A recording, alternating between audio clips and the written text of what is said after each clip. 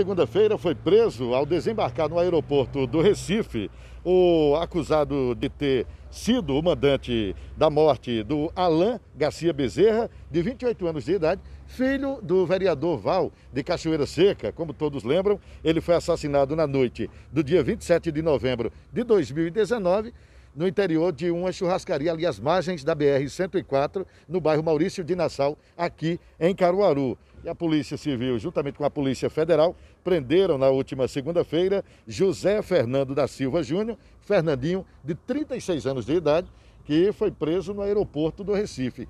Dr. Bruno Machado é o delegado-chefe da 19ª Delegacia de Homicídios aqui de Caruaru. Inclusive, é o delegado que preside essa investigação. Doutor, esse indivíduo foi o mandante da morte do Alan Garcia.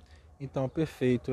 Como você bem narrou no início, esse homicídio foi cometido no dia 27 de novembro de 2019, nas diligências imediatas. E aquelas provas que a gente fala que nos permite chegar mais rapidamente à autoria e motivação delitiva. A gente não tivemos êxito, uma vez que no restaurante as câmeras de segurança que lá estavam não filmavam, não gravavam, né? Apenas filmava ao vivo. E as pessoas que estavam naquele comércio, cerca de 15 a 20 pessoas, todas ouvidas, nenhuma ou não soube ou não quis contribuir com as investigações, inclusive as pessoas que estavam na mesa junto com a vítima. Todas elas foram unânimes em dizer que não conseguia dizer a motivação, tampouco identificar os daquele fato. Através de nossas diligências de construção de provas técnicas aqui pela delegacia, no dia 20 de março, no mês de março de 2020, a gente chegou a 2 executores, os quais foram presos e seus armamentos encontrados foram passados por teste balístico, que comprovaram que aquelas armas foram as utilizadas no homicídio da vítima. Testou positivo, né, os estojos e projéteis coletados no local do crime com os armamentos apreendidos, mas nos restava ainda chegar ao mandante do crime. Passamos então a realizar outros tipos de diligências, outros tipos de provas técnicas.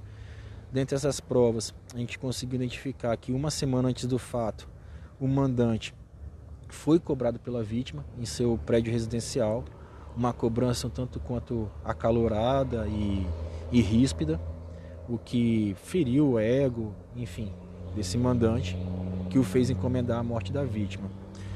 De posse dessas informações, a gente passou a diligenciar também em imagens e cadastros pessoais desse suposto executor junto ao prédio residencial, onde ele residia à época. Nós verificamos então que um dos seus carros cadastrados esteve no posto de gasolina no exato momento em que os executores chegam para confirmar quem era a vítima. Tanto é que nesse primeiro momento o carro dos executores e do suposto mandante ficam parados, os executores em frente ao restaurante, o do mandante no posto de gasolina que fica ao lado, de uma forma que eles têm contato visual um com o outro. Nesse momento a gente acredita que houve ali uma troca de informações para se confirmar o alvo. O carro dos executores sai, o carro do mandante sai logo em seguida, e nesse momento o carro dos executores dá um balão no quarteirão, volta para na rua lateral do restaurante e executa a vítima.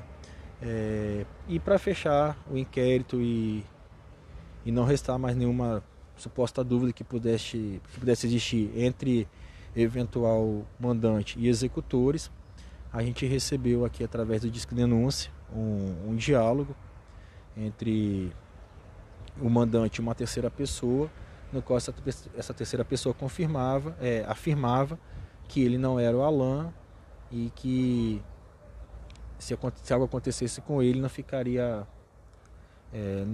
conforme ficou o homicídio de Alan, ou seja, eu não sou Alan que você matou e a família não fez nada. Então, a gente posta todas essas informações, a gente concluiu o inquérito policial, encaminhou ao Ministério Público ao Poder Judiciário. O Ministério Público também ofertou denúncia, também representou pela prisão preventiva de todas essas pessoas envolvidas. O mandado de prisão foi expedido na data de ontem. O mandante já se encontrava preso no Cotel, uma vez que ele havia um mandado de prisão condenatório também por conta de outro crime. E na segunda-feira, de posse da informação de que ele estava vindo de Foz do Iguaçu, nós, junto com a polícia, com a DPTUR, a Delegacia do Turista, e com a Polícia Federal, realizamos um cerco no desembarque dessa pessoa e o capturamos. Doutor, o senhor falou que no mês de março 2 executores já haviam sido identificados e presos, inclusive as armas utilizadas no cometimento do crime também foram apreendidas e que, através de exame de balística, deu positivo o exame, né, como sendo as armas que foram utilizadas no assassinato. Falta mais alguém ser preso? Foram apenas esses 2 executores ou existe mais gente envolvida na morte do Alan? Então, existe uma outra pessoa que estava envolvida no momento da execução, um terceiro executor, que mesmo através de todas essas provas que a gente construiu durante o inquérito policial, a gente não conseguiu chegar à sua qualificação. Então, qualquer pessoa que também possa ainda ter algum tipo de informação sobre essa terceira pessoa, que procure a delegacia, nos repasse, a gente continua diligenciando. Mas, de fato, a gente acredita que 4 pessoas participaram de toda a ação, né? Um mandante e 3 executores. Dessas 4 pessoas, hoje 3 já estão presas. E importante, né? Vocês não identificaram ainda o terceiro executor. Quem souber quem é esse indivíduo, que entre em contato com a 19ª Delegacia de Homicídios. Perfeito. Que nos procure aqui, ou conforme também é praxe, através do Disque Denúncia da Agreste. Repassa informações, a gente diligencia, confirma se realmente é a pessoa. E se for o caso, a gente faz uma complementação, a gente repassa as informações ao Ministério Público para que a ação penal seja complementada. Fernandinho já havia sido preso pela sua equipe, doutor. Na ocasião, estava sendo investigado e vocês conseguiram constatar que havia um mandado de prisão contra ele, expedido pela Justiça de São Paulo, pelo cometimento de receptação e também descaminho cometidos naquele estado. Perfeito. Então, inclusive, quando a gente recebeu essa informação que ele estava vindo de Foz do Iguaçu para Recife, foi com base nesse mandado de prisão que a gente realizou aquela prisão. O Fernando, ele havia sido preso por mim, pela nossa equipe. Naquele primeiro momento era um mandado de prisão condenatório em regime semiaberto. E logo na primeira saída que ele deu do presídio, ele não mais retornou. A partir de então passou a ser considerado foragido, né? Inclusive o seu regime inicial de cumprimento de pena passou a ser o regime fechado. Então, é importante frisar também e dar os créditos à 20ª Delegacia de Homicídios e o Capturas do 1º BIESP, que nos repassaram também informações quanto à chegada do mandante no aeroporto de Recife. E na segunda-feira a gente fez o cerco, teve êxito em capturá-lo lá no aeroporto. Naquele momento ele ainda foi, quando detido, ele apresentou um documento com adulterações. Ele apresentou uma cédula de identidade com o qual havia adulterado o CPF, o nome de sua mãe. Ele foi autuado em flagrante também por uso de documento falso, por falsidade ideológica. Esse procedimento ele foi encaminhado à audiência de custódia no dia seguinte e esse flagrante foi convertido também em prisão preventiva. E nesse meio tempo, como já havia ação penal, já havia denúncia, inclusive já havia já havia decisão decretando a prisão preventiva, restava apenas a confecção do mandado. A gente obteve esse mandado junto ao Poder Judiciário e o mandado de prisão de homicídio foi cumprido na data de ontem, já no Cotel. Ele será recambiado aqui para o presídio de Caruaru quando, doutor, já uma definição nesse sentido da Vara de Execuções Penais, que é justamente quem cuida desse translado de presos? Então, nossa função aqui, né, é cumprir o mandado. O mandado foi cumprido, essa questão de traslado, se ele vai permanecer em Recife, se vem para Caruaru, aí fica por conta do Poder Judiciário e do sistema penitenciário de fazer também, se for o caso, fazer essa remoção. Mas nesse momento eu não sei lhe afirmar se ele permanecerá em Recife ou se virá para Caruaru. Parabéns pelo trabalho, então. É uma prova, né, de que a Polícia Civil de Caruaru trabalha forte, né, doutor, no cometimento, justamente para punir quem comete crimes. Essa é a nossa função, a gente está aqui para isso, né?